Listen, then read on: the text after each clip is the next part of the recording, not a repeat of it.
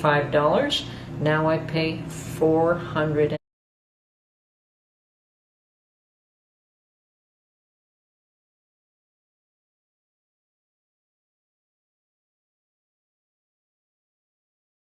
She says to me, really the cost of eggs for us to produce them is not surprising at $12 a dozen. A bulk bag of feed last year was $185. Now I pay $430. I'm godsmacked at the comments on different channels about farmers ripping people off on egg prices. Shows people are not paying attention to what is happening. Wake up, people. We no longer sell our eggs and will downsize our poultry again, as we've been warned feed is going up again. Well, I will keep enough hens and roosters to increase my flocks again in spring for our consumption.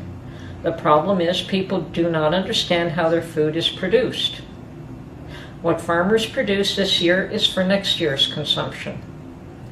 I roll my eyes when I hear people say there are no food shortages and our meat aisle is almost full. It's just fear-mongering. People using their grocery store as a gauge of their family's food security will pay dearly for their ignorance. Yes, there is meat in store. Now look deeper. Last year's low crop yields, crop losses, and hay losses across North America resulted in massive downsizing of livestock across Canada and the US. No hay, inability to get hay, or skyrocketing feed prices was the result of last year's harvests. First time, all 4 prairie provinces, and this would be Canada, were hit with losses at the same time. Hay never made it to market as it was bought up locally. Many farmers downsized, keeping enough breeders to start up again in the spring. Before you go to bed tonight, drink a glass of this and surprise your doctor on your next eye exam. I was skeptical it'd work, but then this caused a glut in the market. Then late winter, another downsizing took place as feed prices rose again. That is why you are still not seeing it in the meat aisle.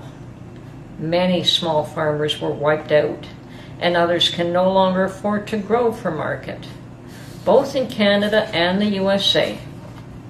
We keep only enough to feed our family, and many other small farmers did the same across North America. Now look at the big picture. That many animals taken out of production are not reproducing this year to replenish the market. Not enough animals to meet supply demand. You are looking at 18 months to raise up a steer and 8-10 months a pig. Don't forget now, farmers need to keep what they breed to build up livestock again if they want to continue farming. Feed prices make that unlikely. Many countries have closed exports of food. Same situation as us. Look it up. So no way to replenish the losses. It costs more to feed the animals than what you can sell them for, not including your labor and transportation to market. Remember those fuel hikes? Farmers grow it, but truckers haul it to market. Are you seeing the true picture yet? No different with the grains, cereal crops, cooking oils, etc. Now look at this year's spring seeding of fields. Notice any fields not planted? The cost of fuel, seed shortages, remember last year's crop losses and low yields, parts shortages, fertilizer shortages. What you are seeing in stores is from last year's harvest. You will see meat and other shortages by August. Not enough supply to meet demand and no way to import to make up for it. So meat will not be affordable even if you could get it.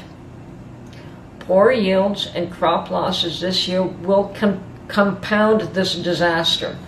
So the next time somebody tells you there's going to be severe shortages come winter, believe them. Ask a farmer.